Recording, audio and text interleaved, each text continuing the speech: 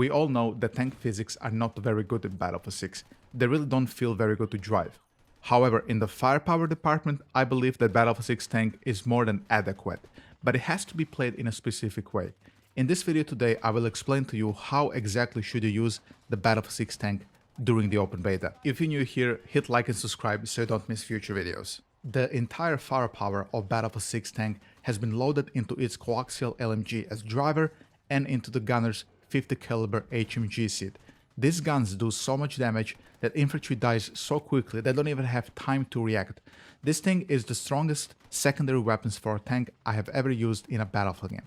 And if you're an old sub of mine, you will know how much I played tanks in the past. This is the strongest iteration of secondary weapons for the tank we had ever seen. But it comes with a price. The main gun of the tank is basically useless against infantry. It does almost zero splash damage, both shells, and you mostly use it just to destroy cover of the infantry. So when they run out of cover, you can pick them off with the coaxial LMG, or your gunner can pick them off with its gun. The only way I would use the main gun against infantry in this game, at least in the open beta, is just to snipe a couple snipers. But I would argue, even versus snipers, you just want to use the coaxial LMG to just kill them in 2 or 3 shots. And you can see here with these clips how fast infantry dies. I mean, it is actually incredible.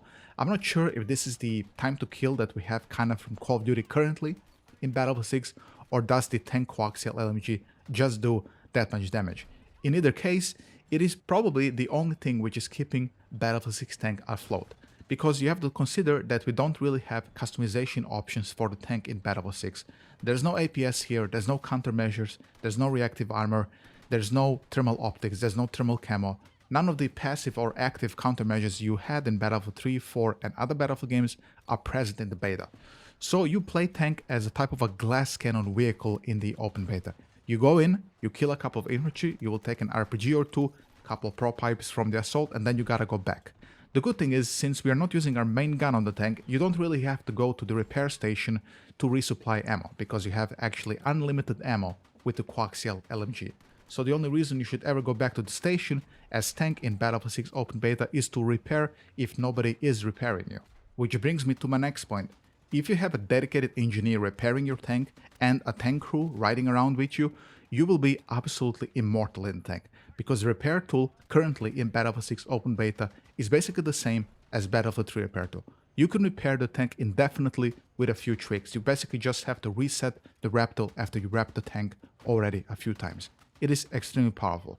So if you have a couple of friends and you guys like tanks, I would highly suggest you hop into it now, because we don't know for sure if this version of Battlefield tank will remain during the full launch of the game. That basically summed up the driver in a nutshell. Here's the gunner, more stronger than the driver in my opinion. The tank gunner's gun is even more crazy than the LMG on the driver. I'm not sure why it is this way, but just killing people with this thing feels so satisfying. It is with no shadow of a doubt the strongest tank gunner we have ever had in Battlefield series.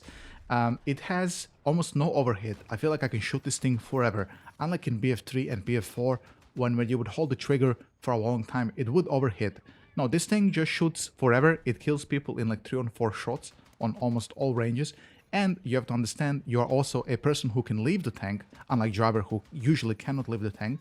So you can go repair your vehicle, you can go RPG the other tank, and you have access to the smoke grenades. There's this little 3 button you see on the screen. Here I marked it.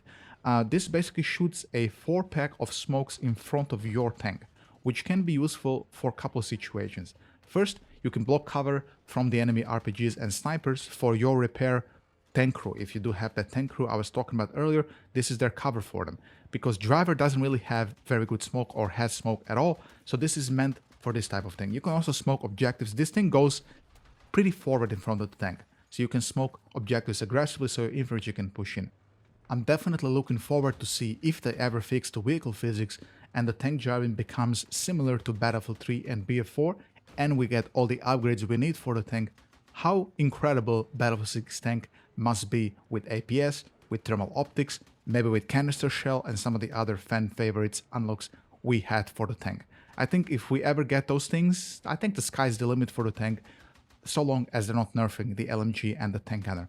I truly believe they probably shouldn't nerf the tank gunner or the LMG, because currently, in its current state, if they were to nerf any of these things for the tank, I would highly advise you as a dedicated tank driver that you don't even bother using the tank if they ever adjust any of those things, and you get back nothing in a turn. If I had to predict here, they will probably adjust the damage on the LMG and the tank gunner, but they will probably give back something in return. Maybe it's going to be better physics, maybe it's going to be some crazy unlocks, who knows.